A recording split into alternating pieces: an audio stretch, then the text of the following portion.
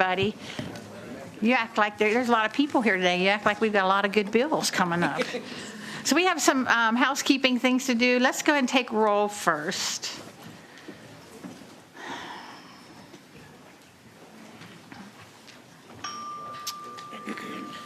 Great, everyone is here. So we're going to do housekeeping first. There are two bills that we're going to strike from the docket at the request of the patrons. This will be Delegate Bagby's HB 2458 and Delegate Subramanian's HB 2484. Move to do that. All right, it's been moved and seconded. Voice vote. Recorder. This is recorded for it is? striking. Okay. So everyone, please vote to strike these two bills. Great, thank you, everyone. And then we have three bills that are going to be passed by for the day. One is HB 2001, Delegate Creasy's bill. HB 2295, Delegate Kilgore's bill. And HB 2455, Delegate Chairman Leftwich's bill. And those are passed by for the day. So moved. All those in favor of passing them by for the day say aye. Aye. Anyone opposed? All right. So Delegate Wilt, you're first up this afternoon. Thank you, Madam Chair, committee members. Hope you have a substitute before you.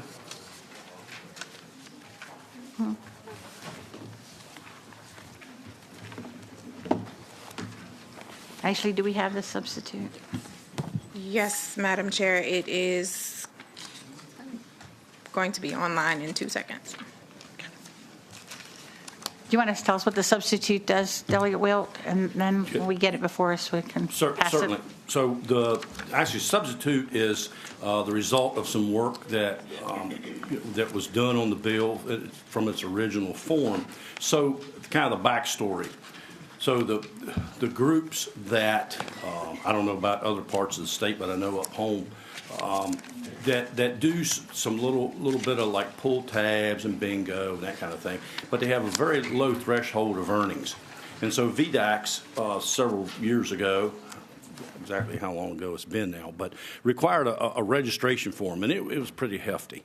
And so what this bill does is allow those folks that earn less than $40,000 a year to only submit a very, very limited amount of information about their organization, what they're doing, and so forth.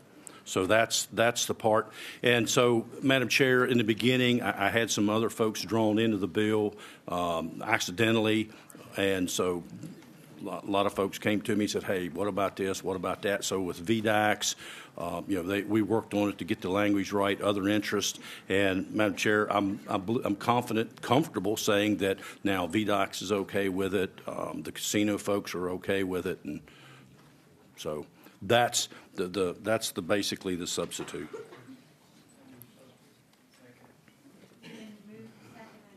Oops, moved and seconded on the substitute. All those in favor say aye. Anyone opposed? Any members? Delegate Creasy.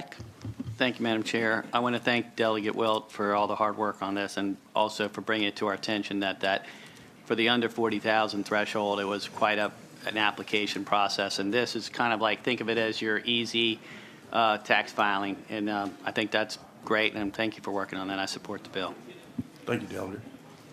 Any other questions from anyone on the committee? Anyone in the audience who wants to speak in favor of the bill? Parker Slabaugh, the governor's office. I'll just echo what Delegate Creasy and Delegate Wilt said. We appreciate the work that he put into this bill to address some initial concerns, and we do support it. Thank you. Anyone opposed to the bill? All right. I'll move to report the substitute. All right. It's been moved and reported to report the substitute.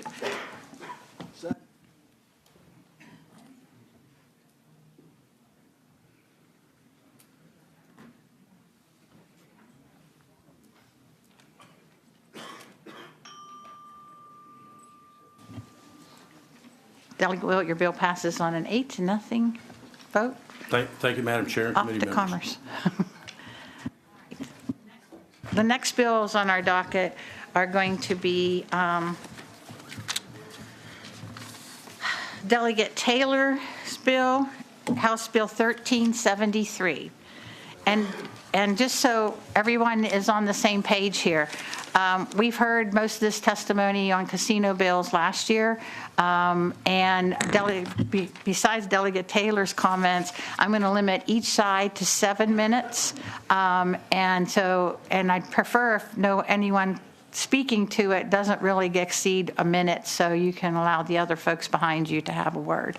So Delegate Taylor. Good afternoon, Madam Chair and members of the subcommittee. I'm here to present HB 1373, which adds Petersburg to the list of eligible cities to host a casino in the Commonwealth. The intent of the original legislation allowing for casinos in Virginia was supposed to help economically disadvantaged areas such as Danville, Bristol, Portsmouth, and Norfolk. Petersburg is one of those areas. Moving this legislation forward will put Petersburg on track to much-needed revitalization and transformation. Although Richmond is not a disadvantaged or struggling city, it was included on the list of localities allowed to have a referendum vote. Richmond is the only locality that is not economically disadvantaged and voted no in a referendum. The people of Richmond said no to a casino. The Cordish Development Group is the nation's premier developer of casino resort properties. In general, casino projects range from $350 to $650 million. Cordish plans to invest $1.4 billion in Petersburg Live Casino and Resort. This will be a city within a city. Petersburg has suffered from significant economic decline over the last 40 years. The city once flourished with manufacturing employers such as Brown & Williamson and others who offered good-paying jobs for Petersburg residents. I cannot overstate this when I say that allowing Petersburg to vote to approve a casino and resort will transform the city. $214 million in additional tax revenue to the city over 15 years will be earmarked for new schools, roads, bridges, and countless other desperately needed infrastructure upgrades. This tax revenue will allow Petersburg to be self-sustaining and set up the city for future economic development. $1.4 billion in private investment in Petersburg means the city will no longer be dependent upon the state. Due to the advanced age of infrastructure in Petersburg, some of which dates back to the 1800s, the city has very few shovel-ready sites, which industry can easily locate and build upon. Petersburg has one site which is available and ready for development. The opportunity which has been presented to Petersburg by the Cordish Group is the greatest opportunity that the city has seen in decades. Opportunities for 1,500 plus jobs and tax revenue to revitalize the city for generations to come. We're talking about 4,000 new jobs, 2,500 during the construction phase, and 1,500 permanent jobs, with an average salary of $60,000. Currently, the average yearly salary in Petersburg is $26,091. You can imagine how life-changing doubling the average income for Petersburg residents would be. Cordish has also committed to providing construction and vendor contracts to locally owned, minority-owned, and women-owned businesses. When we talk about revenue, jobs, and investments in Petersburg, we are talking real numbers. The Cordish Group has been proven record of over 150 properties across the nation. When they partner with the city, they immerse themselves in that locality and become a true community partner. The Cordish Group will maintain educational opportunities such as internships for Virginia State University, Bright Point Community College, and Richard Bland College. These students will have mentorships and tuition reimbursement programs, and also training programs for recent high school graduates and folks returning to the workforce. A casino project of this magnitude in Petersburg will mean significantly more investment by other industries and businesses in the city. Petersburg deserves a chance to vote. Richmond already did, and the citizens spoke. They said no. Petersburg is open for business, and it's their time to vote.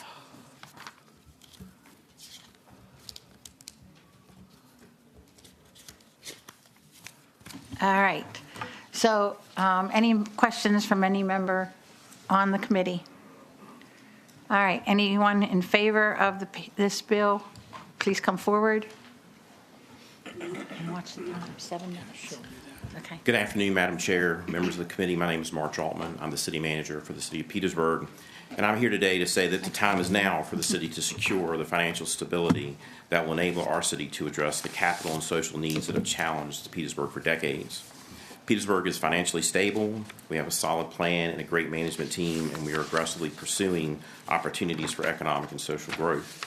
It's on behalf of the city of Petersburg that I respectfully ask for your support to name Petersburg as an eligible host city and provide our citizens the opportunity to vote on a once-in-a-generation economic development project that will contribute to the future financial and sustainability of the city. Thank you. Thank you. If you're for, you can kind of line up behind him. Madam Chair, members of the subcommittee, my name is Michael Packer, and I'm a lifelong resident of the city of Petersburg. I am retired, having had the honor of working for the city for 33 years. If the General Assembly includes Petersburg as an eligible host city for casino gaming, with a resulting $1.4 billion investment from the Cordish companies, its meals, lodgings, sales, admissions, real estate, business personal property, and business license taxes will increase substantially. This income, together with the local share of the gaming tax, will increase the city's general fund budget annually by more than 30%. This projection is well in line with the projections of the 4 jurisdictions that have already qualified for casino gaming. It will be used to pay teachers, police officers, firefighters, and maintenance workers and other city workers that the salaries that they deserve. We ask you to do what is right for Virginia and the 32,000 residents of Petersburg who live in 24 square mile community that cannot grow geographically, with the lowest school achievement, the poorest measured health statistics, unacceptable crime rates, low average household income, and for too many, an intolerably low amount of all-around quality of life. An entirely low all-around quality of life. I ask you please to vote in favor of this bill so that our citizens can decide if a casino is right for Petersburg. Thank you.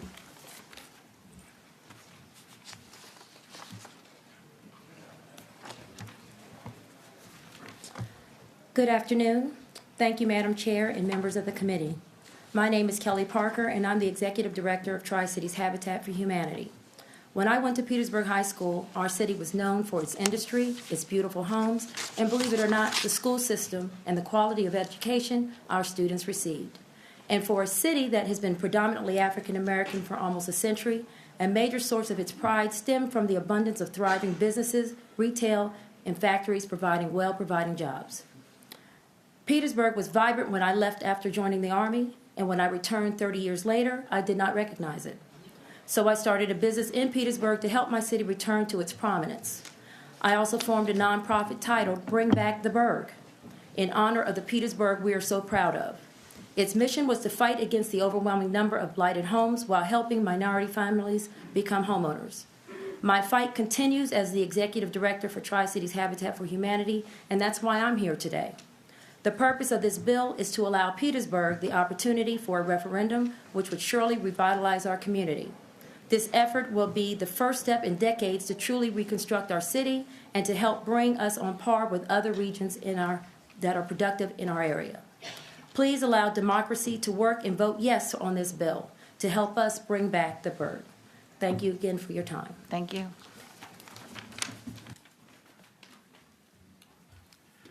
Madam Chair, members of the committee. My name is Zed Smith. I'm the Chief Operating Officer for the Cordish Companies.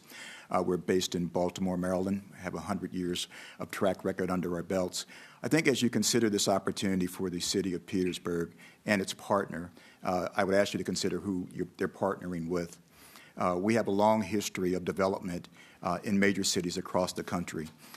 This process was an interview process where we had to interview them and they had to interview us.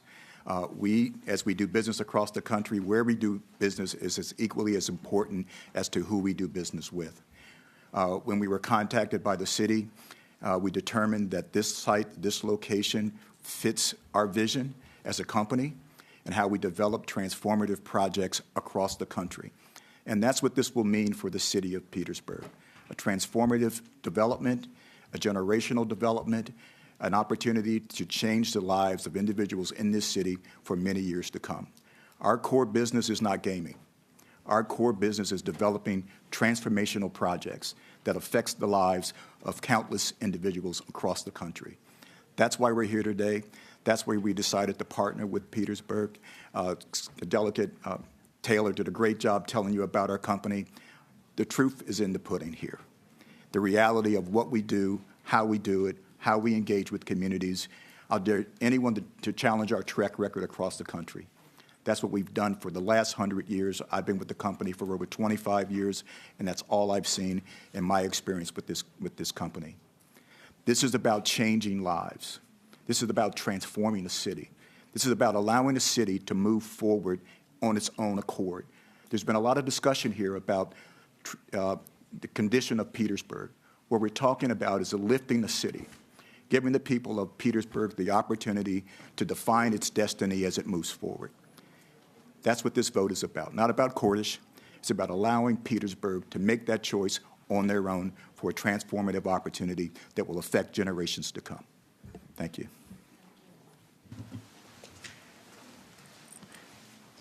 All right. Any members of the committee want to ask any questions of the people who were just speaking? All right. We have now anybody in opposition to the bill. Would you please come forward?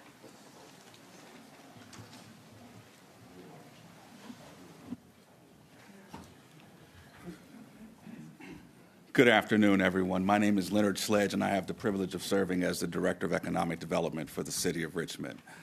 On behalf of the administration and our City Council, we are here to respectfully request that the committee not pass House Bill 1373, as we desire to reaffirm Richmond's right to have a second referendum on the resort casino matter. Richmond City Council overwhelmingly endorsed a second referendum by an 8-1 vote to petition the Circuit Court, and we desire, again, the opportunity to better educate our citizenry for this resort casino project to come up out of the ground in underserved South Richmond. The One Casino project, which is a partnership between Urban One and Churchill Downs, is a project that is ready to go in a single phase that will result in over $600 million of new investment and over 1,500 new jobs in the city of Richmond. Citizens in South Richmond, which has lacked an investment of this magnitude, overwhelmingly supported this project and this measure. And again, we simply respectfully ask to have another opportunity for the voter referendum to give the citizens of Richmond the opportunity to vote for a successful project. Thank you very much. Madam Chair, members of the committee, Kathy Bircher on behalf of the City of Richmond. Richmond, again, the question before you is whether or not to remove the authority from the City of Richmond to hold the second referendum in November. Study after study conducted by JLARC indicates that Richmond is the best location in Central Virginia for a casino.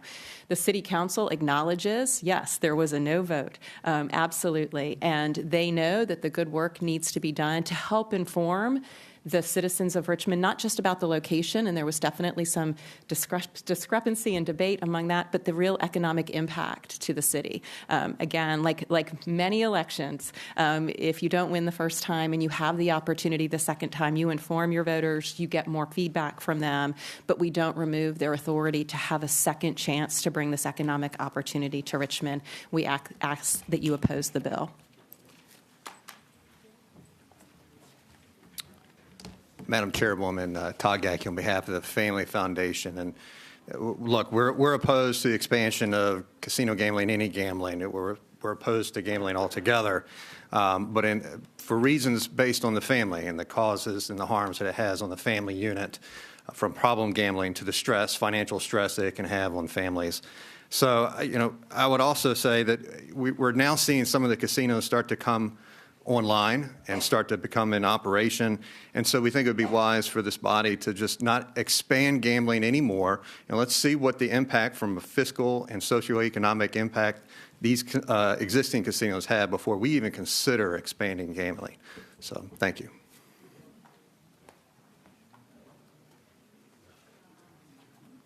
All right.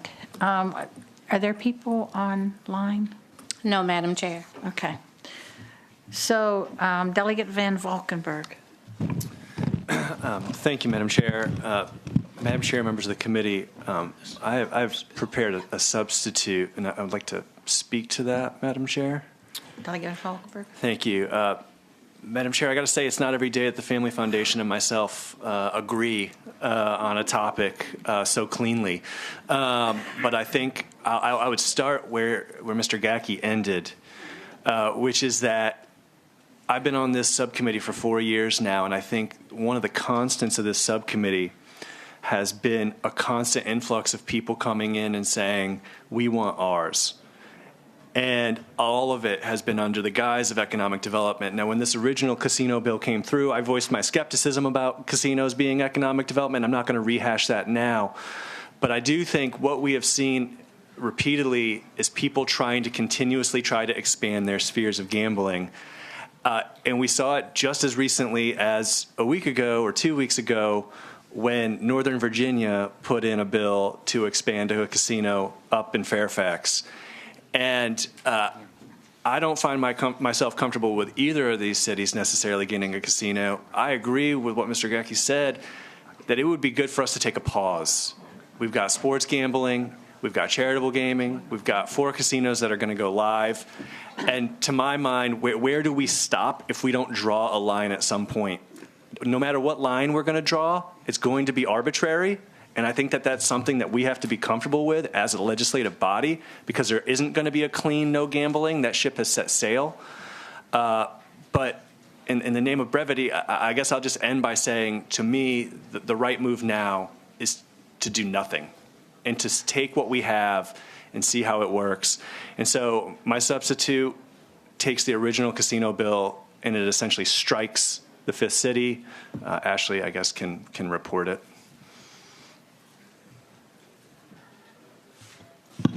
Madam Chair, that substitute is available online. It does exactly what Delegate Van Valkenburg said. It strikes the 5th city from the original casino legislation.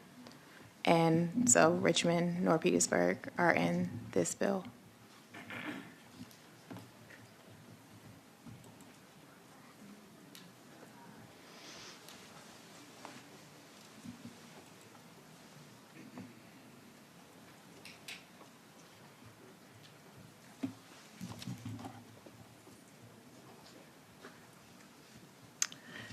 All right, so I'm not hearing a motion.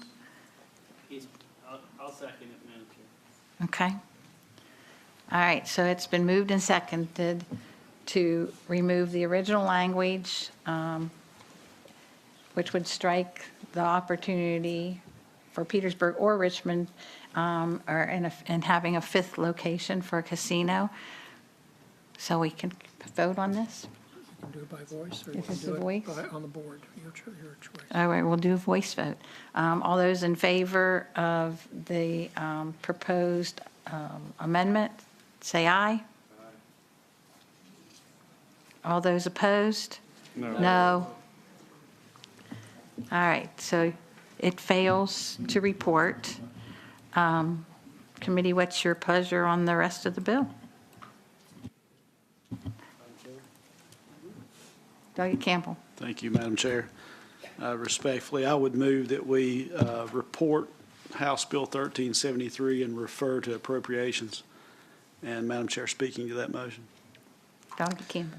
I appreciate Delegate Van Valkenburg's efforts here today, and I understand where he's coming from. But I think this ship has sailed with respect to whether or not gaming in Virginia is good policy or not. We've already voted on that. And at the time we passed the bill, we enunciated 5 locations that we felt were appropriate for such a casino. So we've already stated that Virginia can tolerate 5 locations. We've heard a lot of testimony here today from Petersburg, a distressed city that we've all dealt with very often since we've been here. I mean, I remember just a few years ago they came here, they were hat in hand, and they were worried about even making payroll. And I think we've got a duty to give them an opportunity to try to correct that situation. I'm not 100% certain this is the right route, but it's an opportunity. And accordingly, I would move to report and refer to appropriations.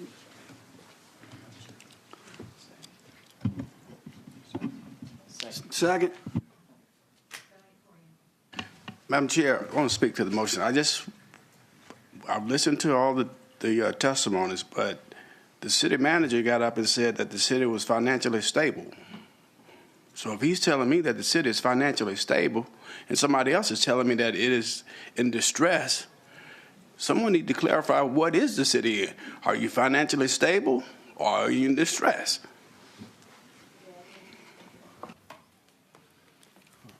Delegate Torian, to address your concern or your question, so as Mr. Campbell referred earlier, where we were years ago in 16 and 17 to where we are today, we're in a much better financial condition. However, in order to address the continuing and ongoing needs of the community from a physical and social aspect, we need additional revenue. And this project will help infuse revenue into the city that will allow us to address some of those needs that we have in the community through across education and our social services needs that will help us move forward, not only from an economic perspective, but from a social perspective. So we are getting stronger. We can be much stronger. This project certainly is a once-in-a-generation opportunity that will allow us the finances to help us really address the core issues of poverty and education that plague our community.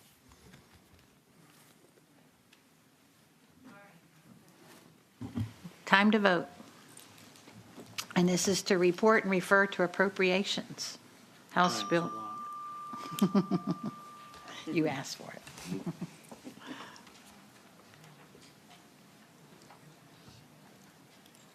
All right, so Delegate Taylor, your bill passes out on a 5-2 vote. Thank you. Thank you. All right, the next bill we're going to take up today will be, I'm going to give these folks a chance to leave. We'll get a clean outhouse. And this will be Delegate Bennett Parker, your House Bill 1730.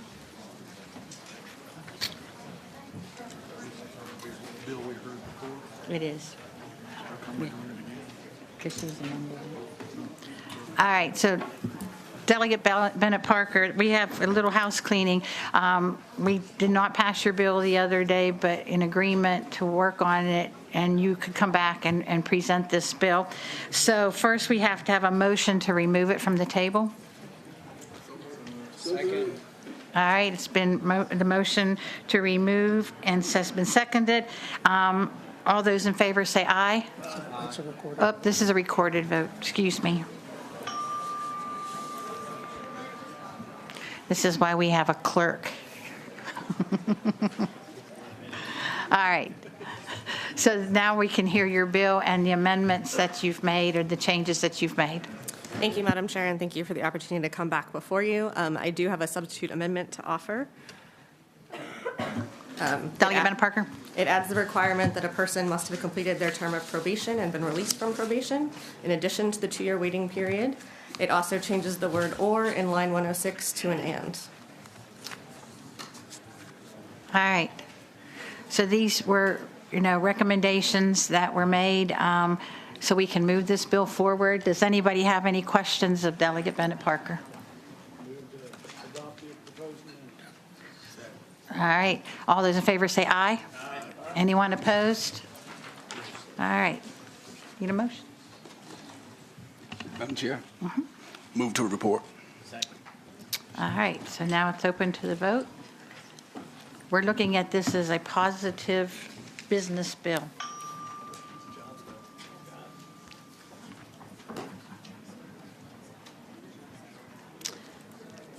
And your bill passes on an 8-0 vote. Thank you, Madam Chair. Thank you. All right, the next bill we're going to listen to is Delegate Brewer here. She is not. Oh, there she is. Delegate Brewer. I didn't see her down there.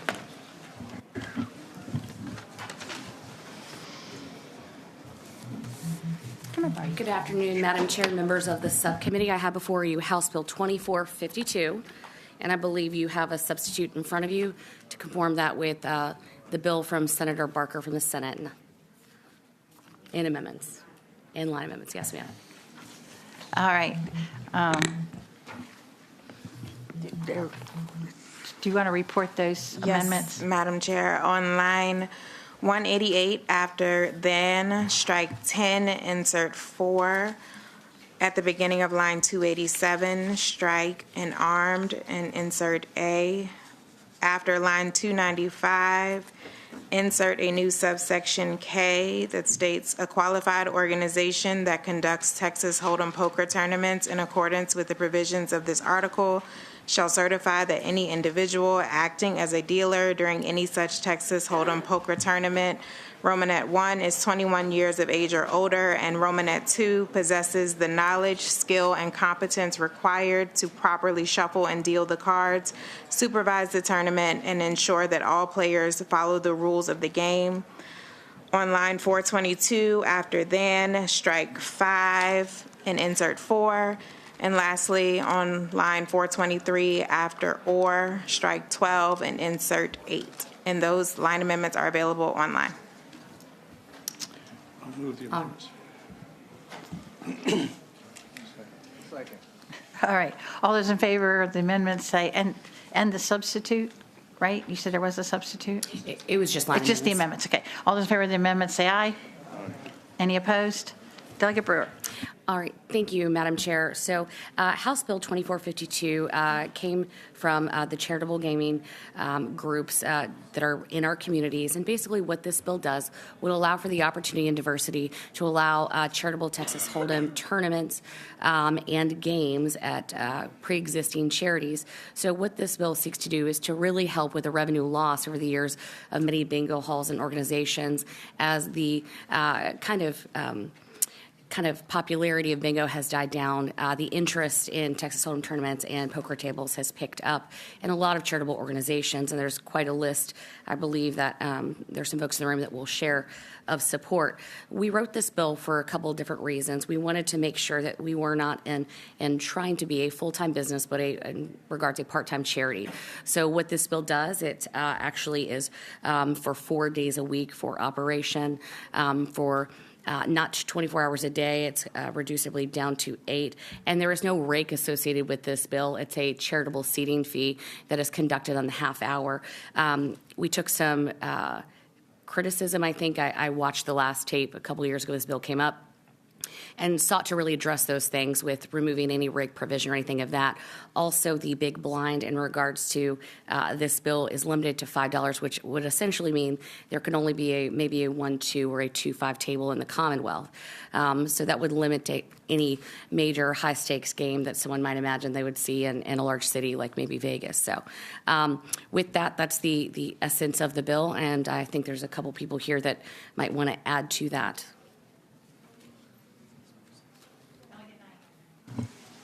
So you said on the amendment of this bill, you've come down from 5 days and 12 hours to 4 days and 8 hours.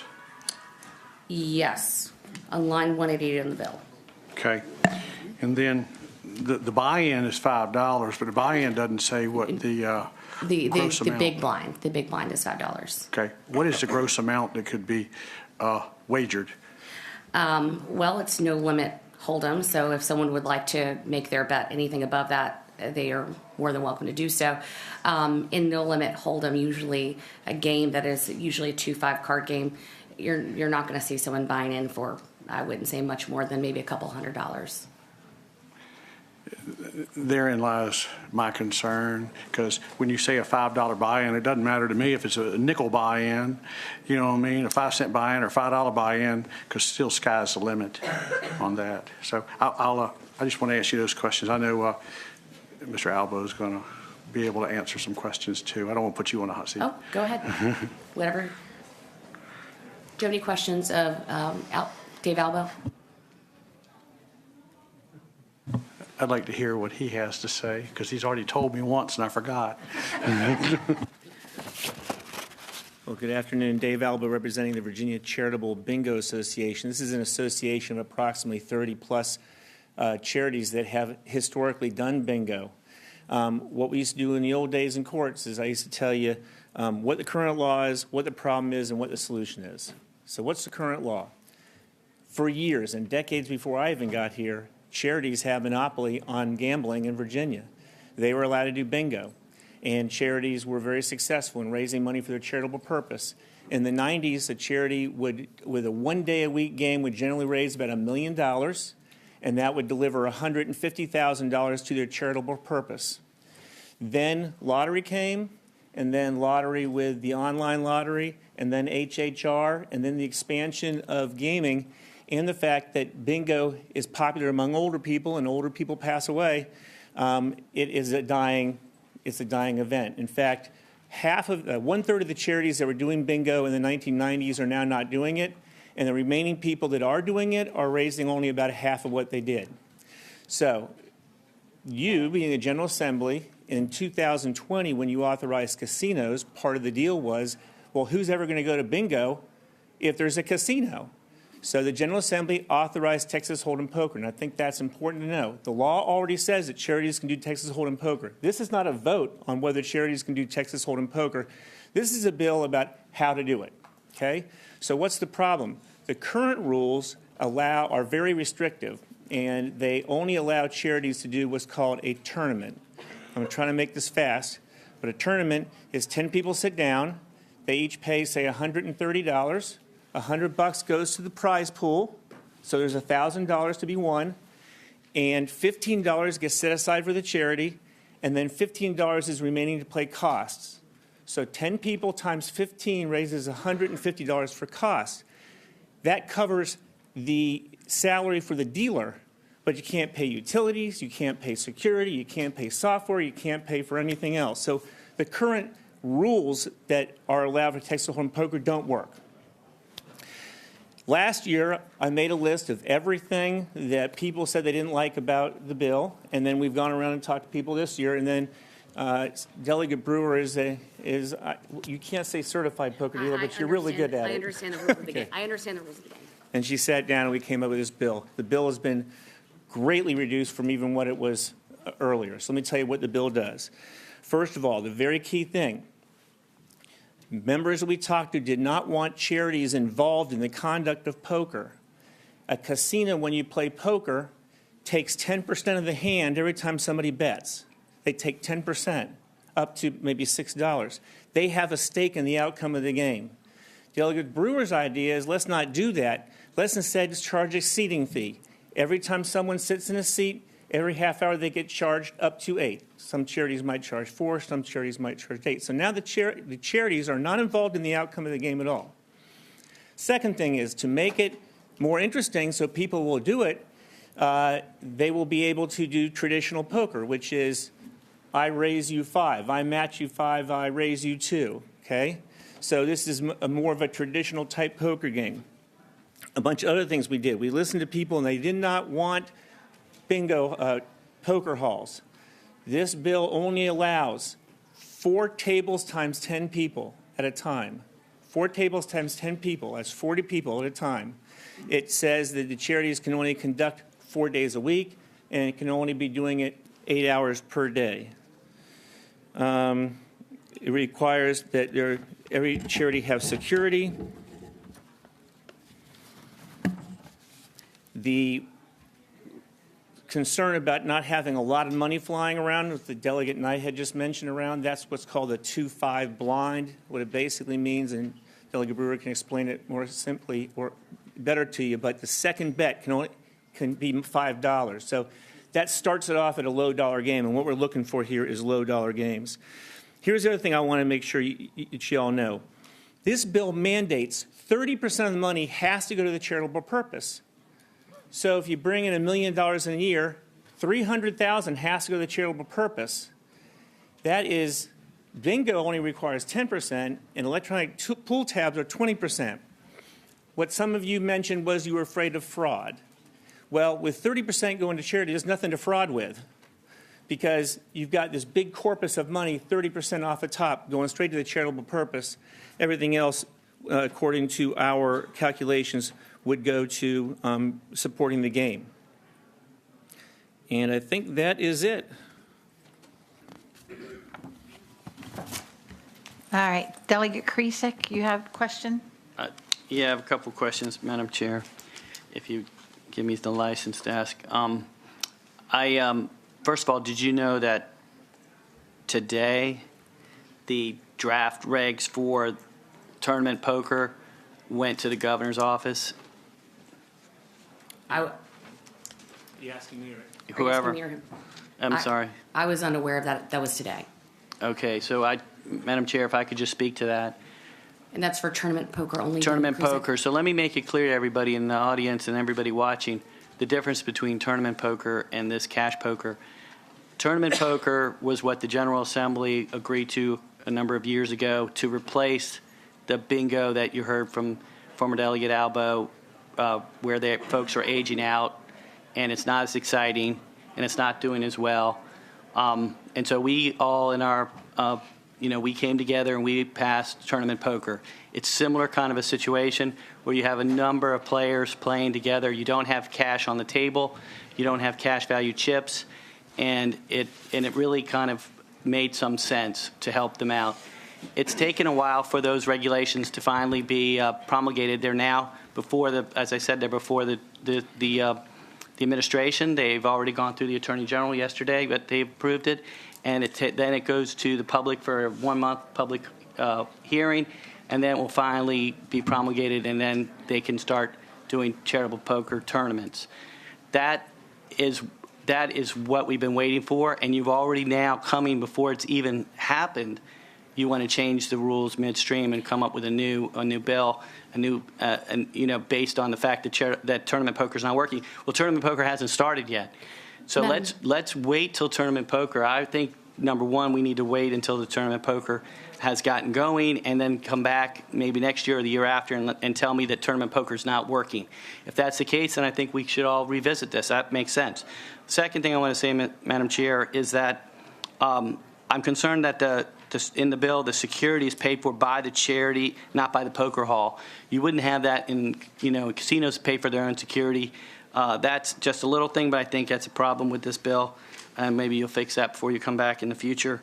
And I also want to say that this bill puts the limits only on the charitable organizations, and there's no limits on the operator. So you could have a huge expansion, massive expansion of poker halls throughout the Commonwealth. And I can imagine there's poker folks all over the country looking at Virginia as an opportunity, and it'll be like gray machines all over again, but with cash poker halls. So that for those reasons, I'm not supporting the bill. Thank you. Madam Chair. Delegate Brewer. If I could respond, Delegate Cruz, I appreciate the comments. One of the things I think that's of note is obviously the distinction between tournament and cash is very clear. In the past, and there is a body of work in other places where tournament games do exist, and there is a very, very finite amount of money that can be generated from those. And so the charities truly seek to have this new option because they already really know from past experience and other stakeholders that there's going to be a very, very finite amount of money that would be able to be generated from that. So this is why we seek to add to the bill.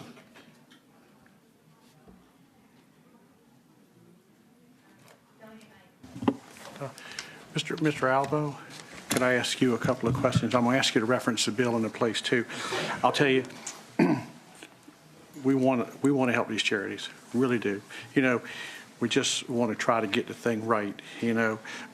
I have concern about the gross amount of betting in there because there's so much cash going on with no cameras in there and stuff like that. First question, are you aware of some of these law crafted in other areas, other states that have a cap on the amount of betting can go on? Because I'm concerned that some of these things could get some very, very high stakes in them. I do know that some other states do have a cap, and there is two ways to do a cap. Delegate Brewer would be better to describe it, but the way it's been described to me is one would be a maximum amount that you're allowed to play at the table, and one would be limits on how much you could raise people to try to keep the bets down. Well, Delegate Brewer, I got one more question for you, but I'd like for you to consider a max amount. I don't know, I don't want to reinvent the wheel if it's been done someplace else with, this worked. So consider that if you would, and I'd like to ask you one more question if I could. And Delegate Albo, I hate to catch you, but do you have a copy of the bill you can reference while I read it to you on PDF on line 292? And I'll read it, and I'll go to the little double down there. It says, a qualified organization that conducts Texas Hold'em poker tournaments in accordance with the provisions of this article shall use at least 30% of its gross receipts derived from the conduct of such Texas Hold'em poker tournaments for. And the little 2 down there says those expenses related to the acquisition, construction, maintenance, or repair of any interest in real property involved in the operation of the organization and used for lawful religious, charitable, community, or educational purposes. Now, in the first one, it says those lawful religious, charitable, community, or educational purposes for which the organization is specifically chartered or organized. That's perfect. But that next one down there, we've had some problems in the past with some charitable organizations where they rent some property and they pay an exorbitant amount of rent and stuff. And I don't want on this particular 30% for someone to say, oh, well, I got to pay rent or I got to fix the building and I'm going to take all that 30% and the charity isn't getting any money. Yeah, that language, I think Legislative Services, Ms. Benz would correct me if I'm wrong, but it was just copied right out of what bingo language is. They use those 2 terms. If you wanted to make sure that no one would use it for their building, then you would strike subsection 2. Well, I would like to, before I offer an amendment, like to ask Delegate Brewer or, Mr. Albo, would they entertain a maximum table amount? And do you have one that in practice has worked in another state? Madam Chair, what I would say to Chairman Knight, I think probably the way that we could probably get out of this, because if it's no limit hold'em, so I sought to hopefully fix that concern with the 2-5, right? So in a larger casino that might have a 10-25 game, a 25-50 game, that will offer a limitation. What I think we probably could do is set an initial buy-in to the table at, say, a max cap of like $500, if that would be amenable to Mr. Albo. So is that definition you just shared with me the max amount that could be won off that table off a single game? With 10 people seated at a table, you would not, if everyone bought in at $500 initially and they were able to rebuy after they lost, I would say that the max amount on the table would be that buy-in, whichever each person buys in, would be the max at stake at the table. We sought to try to handle that with a 2-5 game or less, so that way we would not have, high stakes issues. We're not trying to compete with, people that do this professionally, more just a casual Thursday night, if you will. Madam Chair, I'd like to, at the proper time, offer a couple of amendments on the max amount and then the other one on striking the number 2 on there, but I don't know if it's proper time or not. Well, why don't we hear from the opponents of this bill? I think. Do we have anybody else who wants to speak in favor of the bill?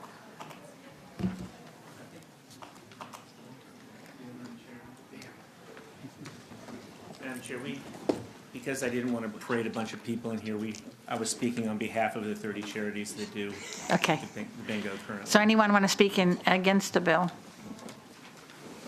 Anyone opposed?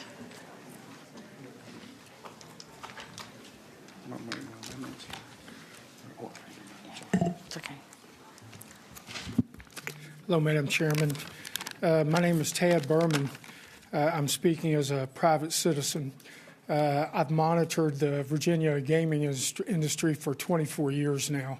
I've been down here at the General Assembly since 2000. I don't very often speak, but I felt like I had a duty to speak on this issue. If you will give me a chance, I want to give you a little of the backstory.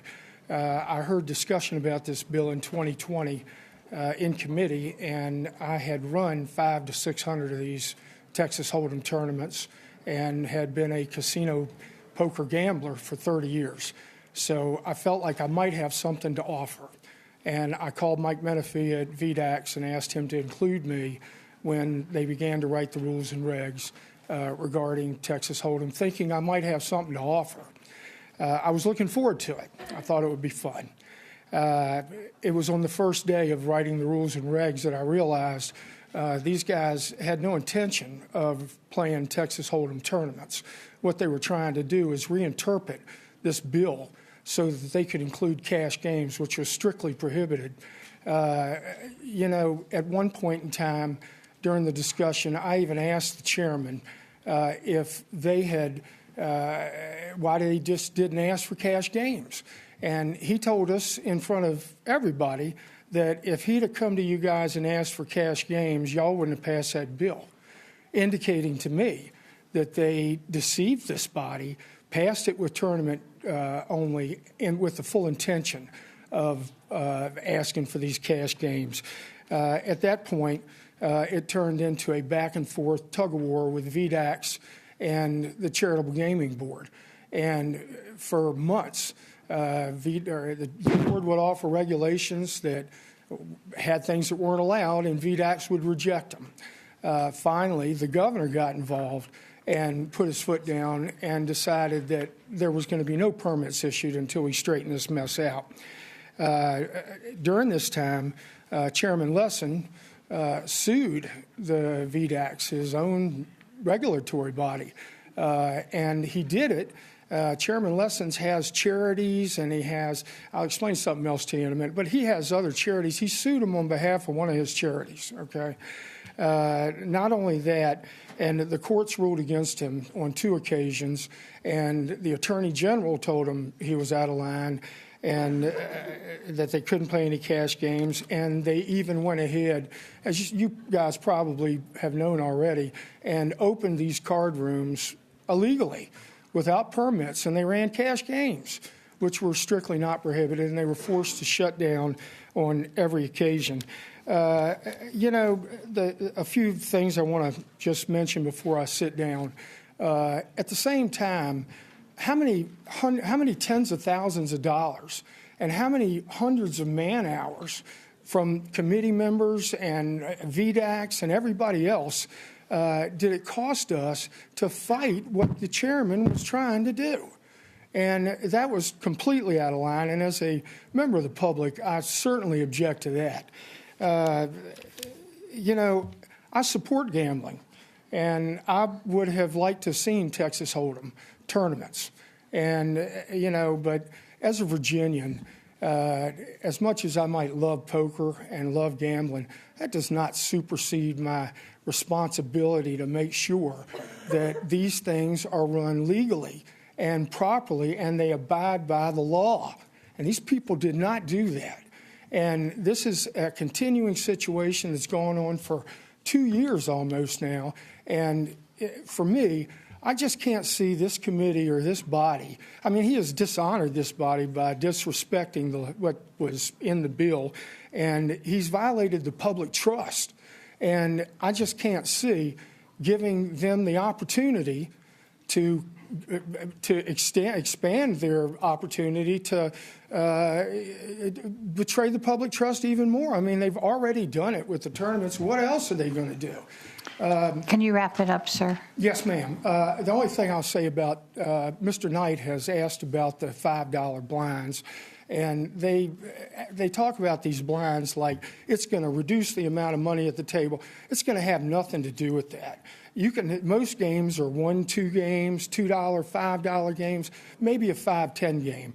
But the money that you can have $10,000 sitting at the $5 blind table, and a guy can push his whole stack and lose, go back up and buy another $500 or $1,000. That's not going to reduce any of that. And the last thing I'll say is this seat rental, that's just misdirection here. I mean, because the people that operate the game are going to achieve a economic benefit, whether it's a rake or whether it's a seat rental. So that's more pie in the sky also. So I would ask you guys to not approve this. Let these people have a chance to start running their tournaments and prove that they can be trusted and follow the law before we ever approve anything else. Yes, Thank you for your comment. Delegate Kresick. No, I'll wait till the proper time. All right, there is one person online, Mr. Tedderton. Hi. Am I on? Yes, sir. Oh, great. Thank you, Madam Chair. It's an honor to be here participating today. My name is Jason Tedderton, and I'm representing the East Ravenna Volunteer Fire Company in Keswick, Virginia, where I've been a volunteer member for 21 years, wearing many hats, including currently the Assistant Chief, Secretary of the Board, and where I was the bingo manager for 13 years until 2017, when we were forced to end our charitable gaming operation. On behalf of our president, I would like to read this letter she has submitted.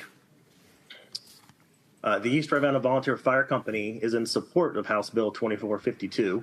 The East Ravenna Volunteer Fire Company relied on charitable gaming in the form of weekly bingo for many years, and due to sharp decline in bingo revenue in recent years, we were forced to stop playing bingo altogether. At one point, we had an operation where we had $1 million in gross receipts a year, and it was very profitable for us from a nonprofit perspective.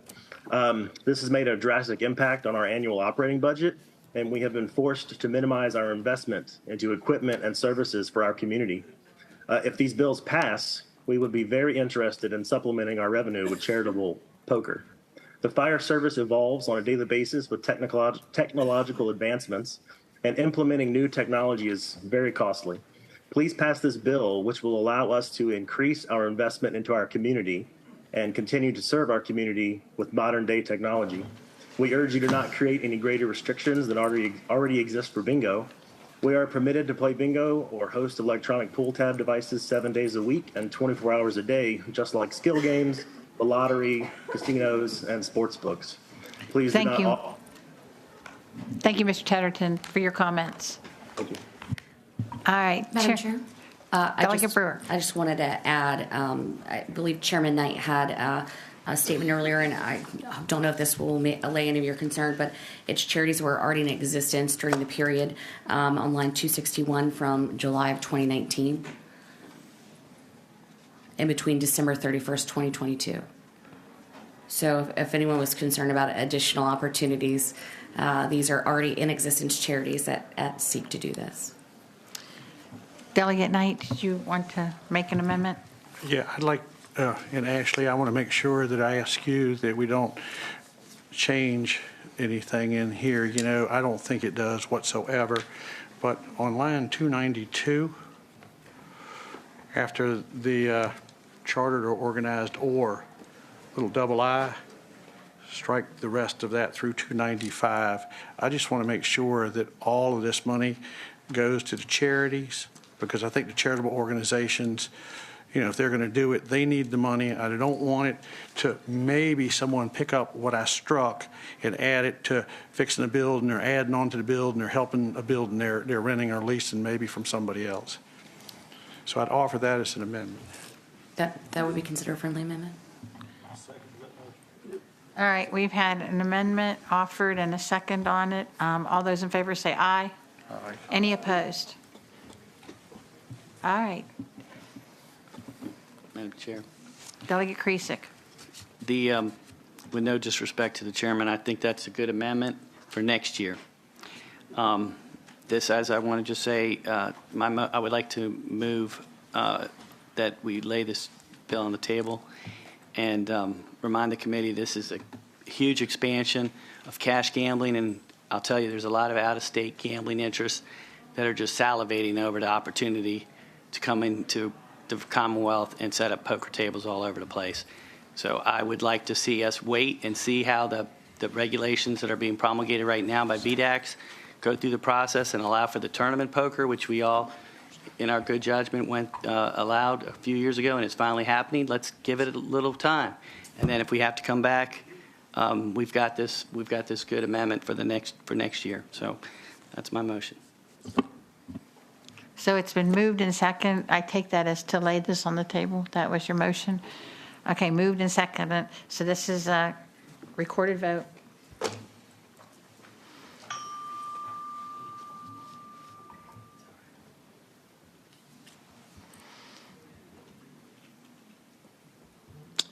and that motion fails on a 5-3 vote. So, new motion. Delegate Knight. To approve the bill as amended. We got the motion has been made. It does not. It does not. With the amendment to report, with the amendment, and it has been seconded. Please vote.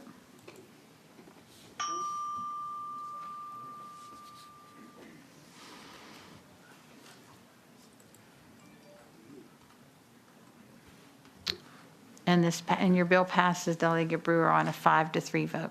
Thank you, Madam Chair, members of the subcommittee. Thank you.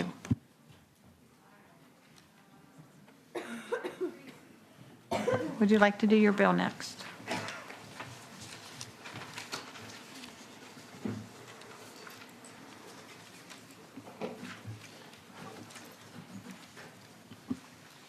Thank you. Thank you, Madam Chair, members of the subcommittee. This is HB 1987. Is that correct? Yes, sir. All right.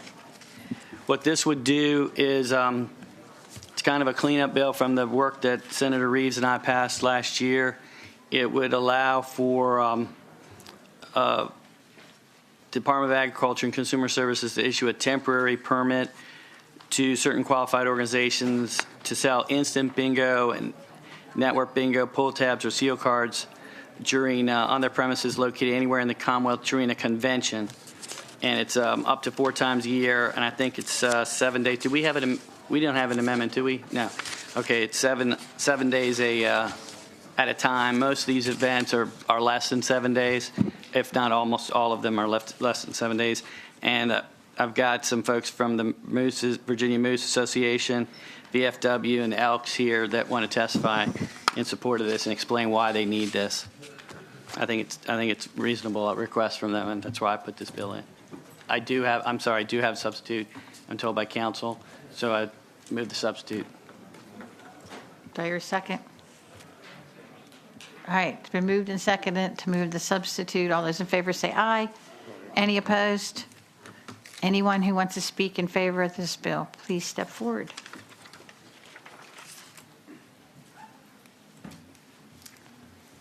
Madam Chairman and members of the committee, my name is Ed Mann. I'm the Adjutant Quartermaster for the Virginia Department of Veterans of Foreign Wars of the United States. I represent 127 VFW posts and over 40,000 members and members of the auxiliary. We strongly support House Bill 1987, and we want to thank Delegate Krizak and for introducing it. And we would also like to thank Senator Reeves for introducing the Senate companion bill. We do a lot of training and education of our members when we attend these events. We now have the largest influx of combat vets coming back and returning since the Vietnam War. And this will go a long ways to helping us help them and their families in need. And thank you for the opportunity. Thank you, sir. Madam Chair, I'm David Jones, and I'm here speaking on behalf of the Virginia Moose Association, the 83 Moose Lodges, and 66,000 members of the Moose. And I want to thank Delegate Krizak and Senator Reeves as well for patroning the bill. This will very much help the Moose and the Elks and the VFWs, and I think this came into being because it was an oversight and an overreach last year in the legislation, and I appreciate the effort of the folks, Delegate Krizak, to correct the issue. Thank you very much. And it also was asked, the Elks are not here, but I was asked to speak in support on behalf of the Virginia Elks Association as well, and the Elks Lodges. Thank you. Is there anyone opposed to the bill?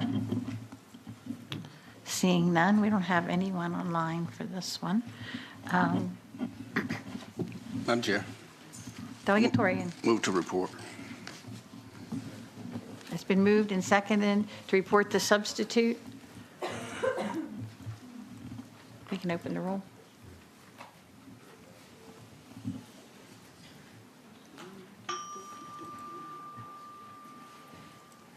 Delegate Creasack, your bill passes out on an 8-0 vote.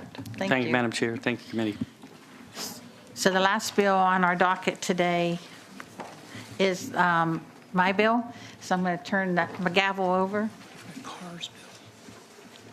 Oh, excuse me. I'll wait. We're going to have Delegate Carr come forward and present her bill. Thank you, Madam Chairman. I may be intruding on your committee, bringing in housing with You're the gambling. fine. Madam Chairman, members of the committee, HB 2046 is a statewide plan for meeting Virginia's need for affordable and safe housing. This bill would implement a recommendation from a 2021 JLARC study of the state's affordable housing needs. This bill would require DHCD to routinely conduct a comprehensive statewide assessment of the state's housing needs, to develop a statewide plan for meeting those needs, and to provide annual updates to the General Assembly on the progress made.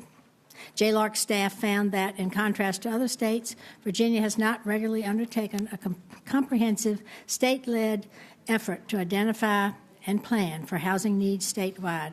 Without real needs assessment, the General Assembly, state officials, housing advocates, and others can't make informed decisions about where and how to deploy government resources to improve Virginians' access to housing.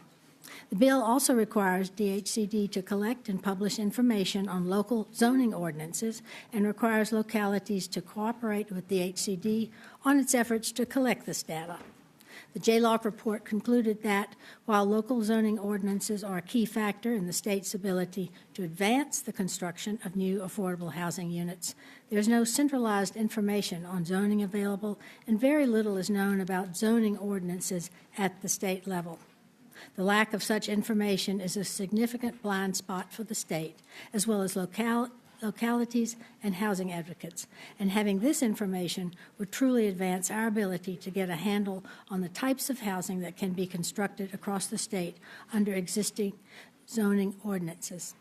And Madam Chairman, I believe folks are here from JLARC to further explain or clarify the bill. Is there anyone who has questions of Delegate Carr? Anyone want to speak in favor of the bill?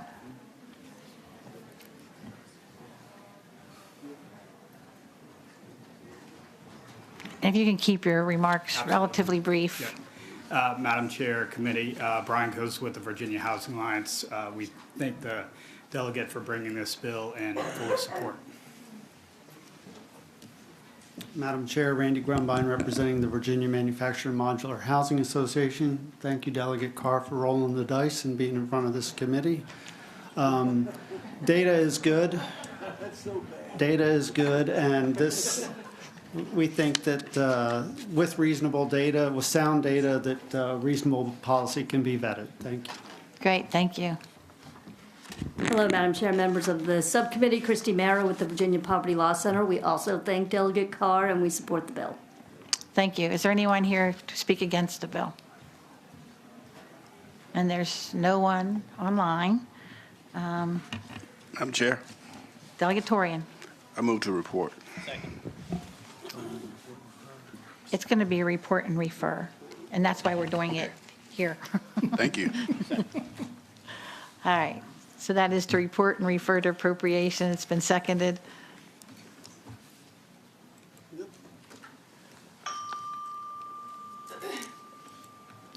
Delegate Carr, your bill passes out 8-0. Sorry to make you wait so long. Thank you, Madam Chairman, members of the committee. Appreciate it. All right.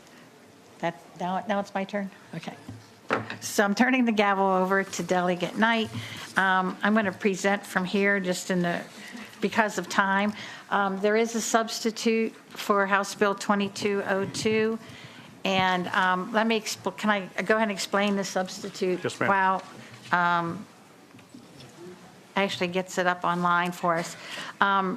The new substitute is what Senate Finance Committee passed out this morning on 11-4 vote. The substitute before you is from the lottery instead of a 3-year phased-down approach that was initially requested by the sports betting industry. This new substitute will still allow new entrant to the market at a full 12 months of deductions. but any other operator would be capped at 1.75% of that operator's monthly wagering volume for those deductions after 12 months. This is something that's been worked on with the industry over the last 2 years to help create a robust market in Virginia, and I hope it's the will of the committee to pass the bill and refer to appropriations. What the bill basically comes down to is, we've seen all the advertisement, bet $5, win $150. Let me get the substitute for us. Okay. It's online? Okay. Someone want to move to substitute? So moved. All right, all in favor of substitute, say aye. Aye. Okay, substitute's before us, thank you. Okay. So we've all seen the ads, you bet $5, you win $150, and where a customer bets $5 of real money and wins $150 in promotional credits to place future bets if the $5 bet was successful. These promotions are not marketing expenses, but rather financial incentives, like a coupon, to build a sustainable market. When first legalized, the regulated operators were afforded the ability to deduct these promotional dollars from their adjusted gross revenue, a fair tax policy to ensure that operators were not being taxed on unrealized profits. In the budget last year, the ability to deduct these promotions was eliminated. So in 2022, we passed legislation to allow casinos to deduct their promotional dollars from the gross receipts. This bill just asks that all gaming operators are afforded the same tax policy. I'm done. Okay, any questions? Okay, anyone here speak in favor of the bill? Good afternoon, Madam Chair, Mr. Chairman, gentlemen members of the committee. B. Gonzalez with Sports Betting Alliance. I'm here in support of this bill. I want to make a clarification. The lottery made some technical amendments to that substitute, and so it's not a lottery specific substitute. So I just want to make that clarification for lottery. I don't think they have a position on the bill. This is just talking about, like Chairman Robinson said, promotions. And I think when we first passed the sports betting bill, which I helped write and was very proud of, we had the promotion deduction in order to get players from the illegal market to the current market. This morning, for example, I got a $5 credit on my Uber Eats app, and so I was able to use that $5 to get delivery to the Capitol today. Those promotions are used in every aspect of bringing people to their platform and marketing. The lottery is using that as well in their iLottery programs. Casinos are using that once they're up and running. Sports books will be operating casinos. We have mobile sports books. This is just a simple way. We had a little issue last year in the conference report, and we're not here asking for all of our promotional deductions back. That's not what we're here to do. We're asking for a portion of it back. The original bill had a phased-on approach over 3 years. The Senate substitute, after working with Chairman Howell and Chairman Barker, brings it down to an operator that operates into the market for the first 12 months will still have the full deduction of those promotional credits. And after 12 months, it goes down to 1.75% as opposed to 3, 2.5, 2.5, and so forth. So we're trying to be fair. We are still reporting all our deductions to the lottery. That was in our initial bill. That is still the case. And I think that was part of the problem initially. When we report the handle and we report what's deducted, it confused a lot of people because you're seeing huge handles. $500 million was bet last month. 480 of that was won back. And so it was really difficult. And so the good thing is we're reporting all of this information to the lottery, and we want to take the time to find a fair common ground. And I hope that it'll be the will of the body to support this bill and move it to appropriations and continue the discussions. Thank you. Anyone else speak in favor of the bill?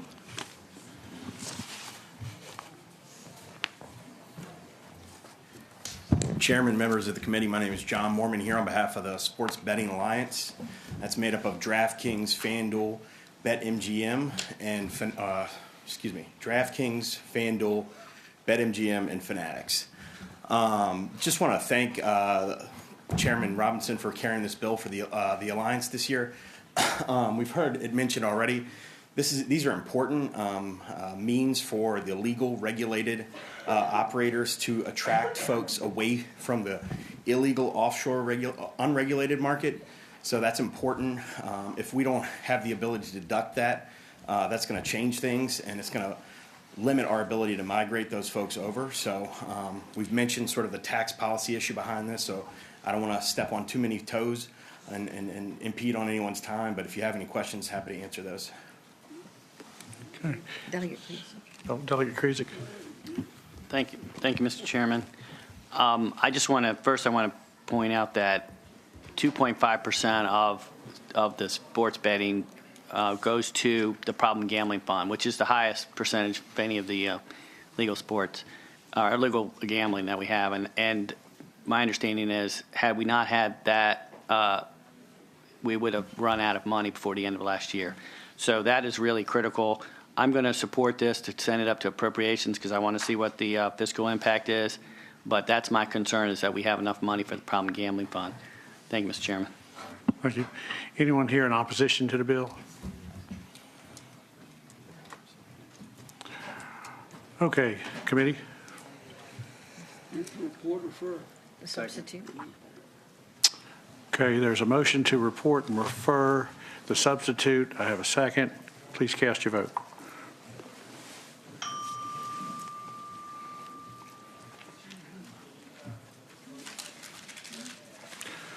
Okay, and that bill reports and refers by a vote of 6-2. Okay, and Chairman Robinson. Thank you, members of the committee. That concludes sub 3's business for today, and we shall now adjourn.